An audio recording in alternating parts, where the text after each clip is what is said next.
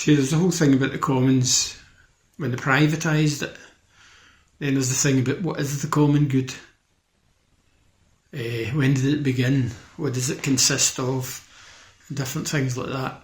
So if we take it back to the start, the Commons was this idea that there was this land, was it? Was it primarily about land that was available for everyone? Yeah. It's like it's over 500 years old, and it was created by families and small farmers as a form of protection, and also to help out with different farming situations, work. And so it started accruing assets. So it's been pulling in these assets for about the last 500 years, over 500 years. And even Robert the Bruce, the famous land grabber, even gave land to the common good. And so it consists of these assets that are all over Scotland, every village, the inner cities, towns. And it's really unique to Scotland. I mean, mostly people think about the common good as being the air we breathe, the sky above us and different things like that. But here it's got a very unique situation where it has all these assets that consist of fish farms, bits of land, buildings, other parks, different parks, and movable assets like artwork, gifts to the city with different people, and also the things that ordinary people have gifted to the city. So, and the old tramcar system used to be part of the Common Good Fund. That disappeared, but nobody knows what happened to the money and stuff. So it's basically the councils are responsible for these assets to look after them for the public who own them. I mean, we own them, but we can't really control them on our own. It's up to the councils to look after them, and they haven't been doing well in Glasgow anyway. They haven't been doing a very good job with them. And in about 2009 was it? Stephen Purcell, who was the leader of the council at the time, decided to privatise the common good of the city, basically calling it a trust. But it was all full of bankers and different people, which was called Culture and Sport. And then I think we're getting that much stick about it, they changed it to Glasgow Life. So these people are in control of the common good of the city, these public owned assets. And so I started the Common Good Awareness Project at the time this happened. And it was a Common Good Awareness Project because people, my generation's enjoyed it most of their life, but the younger generation haven't got a clue that it actually exists or where it came from or any of that kind of stuff. So I've been working to kind of try and create awareness of the Common Good Fund and try and find ways that people could add to the Common Good Fund, because there's a lot of people doing a lot of voluntary work. And, they do it for a while and they get fed up and they wander away. And I think that work should be registered somewhere, as commons, because people are doing it for the common good, for the good of all and stuff like that. And it's something that people kind of need nowadays, is something to belong to, whether you're an asylum seeker or whether you're, it's everybody's commons, it belongs to everybody, but belongs to nobody at the same time. And it should be start to used again for communities to have parties or put in wheelchair ramps or build buildings or whatever they want to do. So if you're in Aberdeen or doing the borders in different places, their common good's actually quite healthy. You can apply for a grant and stuff like that. They've managed to look after their commons a lot better than Glasgow has. And so the event that we're having this week, and 25th of May, April 25th, Riding the Commons. So Riding the Commons is a thing that's happened in lots of places to try and protect that. Is that right? So if you're in the borders in places like every year, the people come out with their horses and stuff. They all look like kind of middle class people or whatever. But they have a big fair, there was a kind of procession of people going round the town. And the horses go out, and the idea of the horses is to ride round the commons, the perimeter of the commons, to make sure nobody's stole any of their commons, their common good. So they do that traditionally every year. But in Glasgow, they don't even recognise there is such a thing as the Common Good Fund. So what we're doing this year is, we don't have horses to ride round the Glasgow Green and the Queen's Park and different places like that, park commons. So we're going to just get kids to decorate horse heads and make stick horses, and people can come along with their skateboards or their prams or their wheelchairs and anything they want.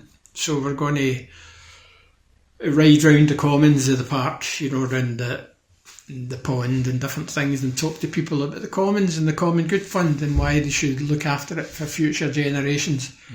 And there is a organisation who will be running the thing. It's called People's Common, and they'll be doing things in Queen's Park for I think it's around about 6 days, all pertaining to the commons and different things like that.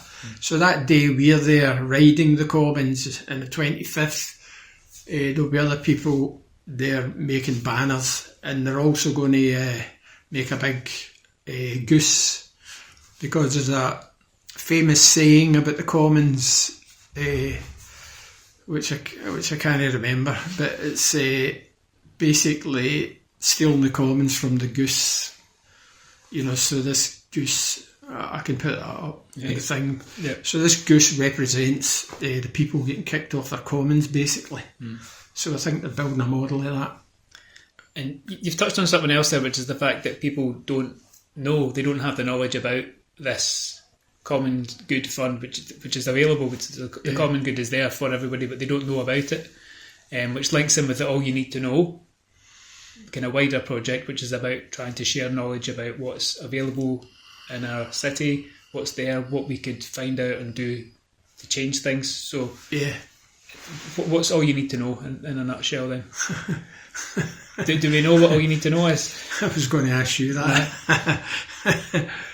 I think it's fair to say it's at the early stages, so we haven't found out exactly what it is yet, but we're keen to not determine exactly what that is until we start talking to people. But we know there's a lack of knowledge about what's going on in the bigger sphere, what's going on around the world, what's going on in our city. So how can we gather together to increase our knowledge and share that around the community? Yeah, so it's a lot to take in. People are pretty full to the gunnels with things they can worry about and think about in the national and the kind of universal stage. But so the idea that all you need to know to get on with things is basically just trying to help people to get together a few tools they can use about how they could maybe organise and join a group, or talk about the ideas that's available to them.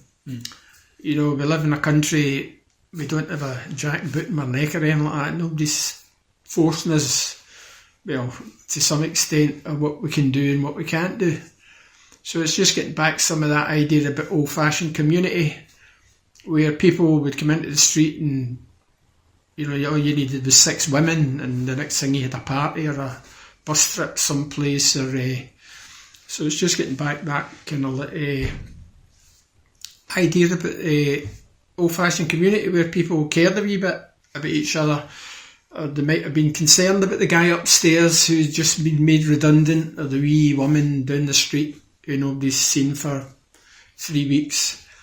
And so it's not about telling people what to do, it's just about helping out with some tools that they can think about and how they can approach these things, how they can find things out, how they can build websites and different things. We've talked about technology and recording people's stories and different things like that. And so just try to invest in people a wee bit, so they'll invest in the ideas about communicating with each other and getting working class institutions back in line, and thinking about other things rather than just the work and surviving, but think about creativity and what was the word you mentioned earlier on? Dignity.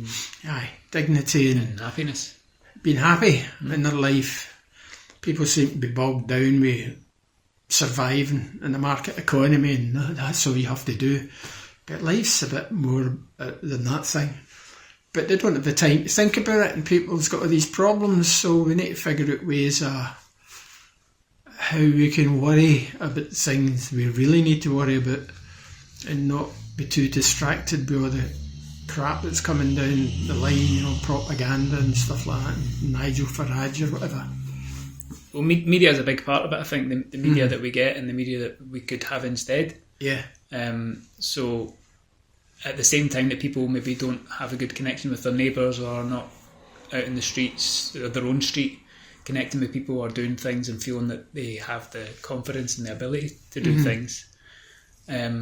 What have they got instead? Well, maybe they've got a Facebook feed, maybe they've got a wee screen that they look at 6 hours a day. And maybe there's not enough of a question about who's controlling what I'm seeing on that screen, who's defining a narrative about who's at fault for this, that and the other, and how could we take back a bit of influence over the stories that we are told and the story that we tell about each other. But it's also about getting into working class communities. A lot of activism tends to be in the middle of town, students and stuff like that. And if the left don't get into these communities, the right will get in, and they'll be the ones that will be telling people who they should vote for, etc. And so the idea is to look at the perimeters, Easterhouse, Castlemilk, places like that, which many really had a lot of radical activities going on in them, and housing and all this kind of thing. But then there's a kind of lull. There's a good bit from Bell Hooks. Bell Hooks talks about being in the margins, and people who are forced out to the margins or who have to exist on the margins, and there's often an idea that they have to be pulled into the centre, and instead she says, well, why don't you come out to the margins where actually most people are. Exactly. But it's very rare that you find somebody that fits in every little bit of demographic where everything's peachy for them. Yeah. Everybody's in some way disconnected with that kind of ideal. And I think they're totally unaware of what folk are actually doing in places like Castlemilk. You were talking about working out there with the different groups and stuff like that. It's a lot of good stuff that people aren't hearing about as much as what they hear about the big middle thing. The big massive protest marches. And all the big problems that are pushed to them as being all the doom and gloom. Aye. So there could be good stuff out there. Yeah, it's not about doom and gloom, it's about having fun. Yeah. Dressing up, embarrassing yourself for the cause. So instead of just consuming that narrative of, there's this immigration here and economy there and all this stuff, it's like the big picture awfulness, there's probably stuff out there that you could connect to that's not too far from you, but how do you find out about that? How do you see it? How do you join in with it? That's the question. Well, that's this thing you say, decency. There's a lot of decent people about the place who might be a wee bit shy about going forward, and so you need backup. You need the kind of solidarity that gives people the confidence to do what they're doing, because that's what always happened in the old days when you had the shipyards and all this kind of stuff, and all these radicals for the East End and the South Side and stuff like that.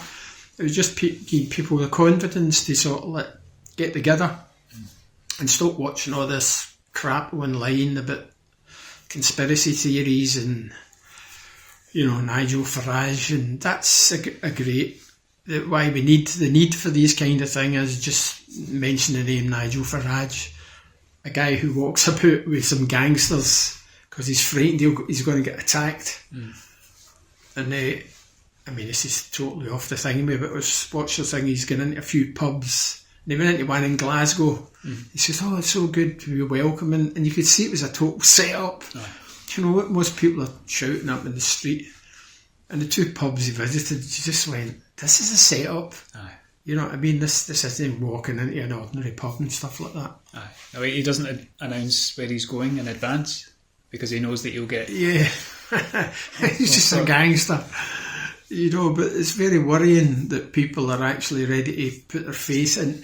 Well, I don't think there's that many people, you know, I think the people who are backing him are paid for it or whatever. You'd need to be paid for it, man, to believe that this nutter is going to, you know, be good to ordinary people. You know, he's a millionaire. Anyway, enough of that.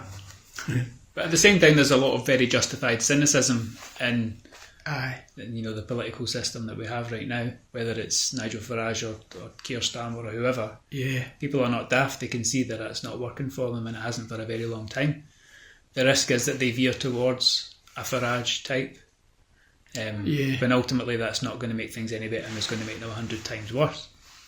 But where is the information about what else there could be?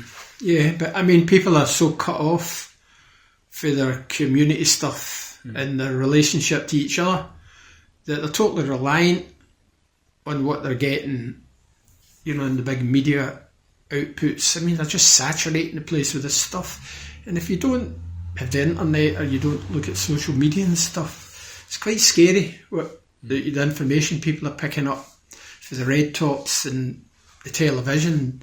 I mean, it's quite shocking when you look at the BBC just now. You're just watching people lying to their back teeth, you know, about wars and all this kind of stuff. And I mean, the average Glaswegian 20 or 30 years ago would have stuck the heat in somebody who come away with that part in their community. You know, it's like, what, are you kidding? You're not doing that in here. But, so, the first event of this season will be riding the Commons, Queen's Park, which will be family fun. Well, it'll be what you make it. You know, it's an opportunity to speak to people about what the Commons are and how we can rebuild these working class places that people used to frequent to talk to each other and organise and stuff. And it's a thing in the real world. It's not just a thing you look at on a website and click a button to say that you think it's great. It's actually something that sounds like it could be fun. Yeah, it's something that's not just stand and chant and hold a placard, but actually a different way of doing some kind of engagement that is still talking about politics and community and all these things, but doing it in a way that actually seems appealing and might actually be a good thing to do, rather than a wee slice of misery and then go home up the road, you know. Yeah, and the other thing is about what you see, all you need to know. The other thing is about all you need to know. It's geared for ordinary people. It's not geared for you know, activists and people that's been round the block a few times. It's geared to encouraging people to think a bit more about politics and think more about this. So we'll be doing things that might not seem very kind of revolutionary or anything like that, you know, and it'll be things for kids, because the next generation, our only hope is the next generation, because this generation's been saturated with so much stuff over the last 20 years or whatever, you know. And I've noticed in one of these European countries, Norway or whatever, they actually teach kids in school about neoliberalism and propaganda and stuff like that.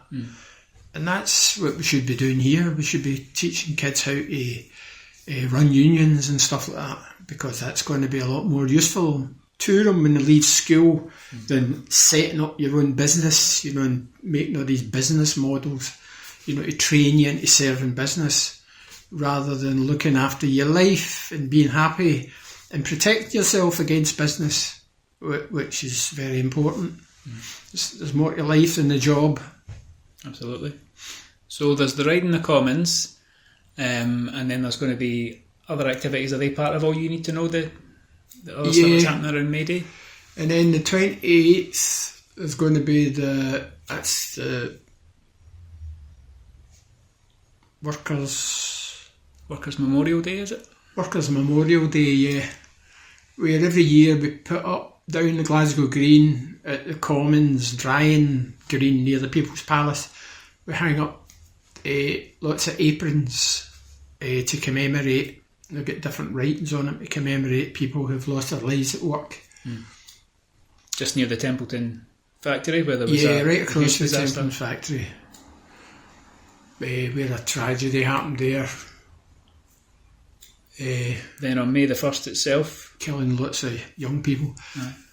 And May the 1st will be on the steps at the concert hall. Mm-hmm. And I think it's from about 2 o'clock to 5, and it will just be people singing poets and a wee bit of drama maybe, and whatever else they come up to, just to kind of try and, the idea of celebrating May Day on the 1st of May is when people used to get the day off work. Now they do it where it's the first Sunday. I mean, they should give people a day off work when May Day happens, because that's what they fought for. But so we'll be doing something in the steps for May Day.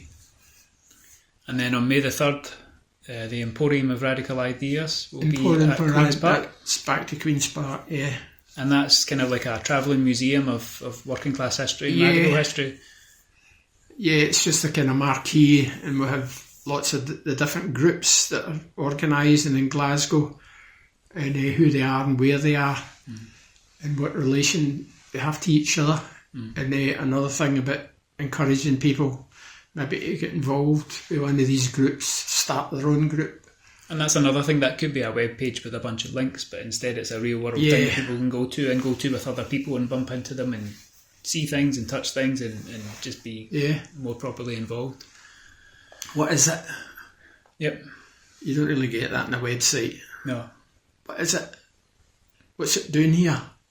What's it got to do with me? And how does it relate to all the other things, and how does it relate to me? Yep. And then there'll be another Ride in the Commons on Glasgow Green. So that's at Glasgow Green on Sunday 17th of May, is it? Yeah. So that's the other Ride in the Commons, Glasgow Green. Mm-hmm. It'll be same thing, making banners and different things, and I think we've got some musicians, and we'll probably have a bit of drama, a bit of reenactment maybe there. And is there also a bit of drama on the 3rd of May? Is that still the idea? The 3rd? For Lord Ho-Ho, is that? Could be, yeah, there is. So at Queen's Park on the 3rd of May there'll be a bit of drama. And I think it's to do with Lord Ho-Ho. Yep. Who did a speech outside the gates of Queen's Park. I don't think it was called Lord Ho-Ho then, but he was given pelters. So we'll be reenacting that, and the kids will be giving them pelters with sponge balls or something. And he's so it should be good fun. He's another example of a rich guy who turned up and started propagandising about intolerant ideas from the far right. No relation to things as they are in Glasgow today, of course.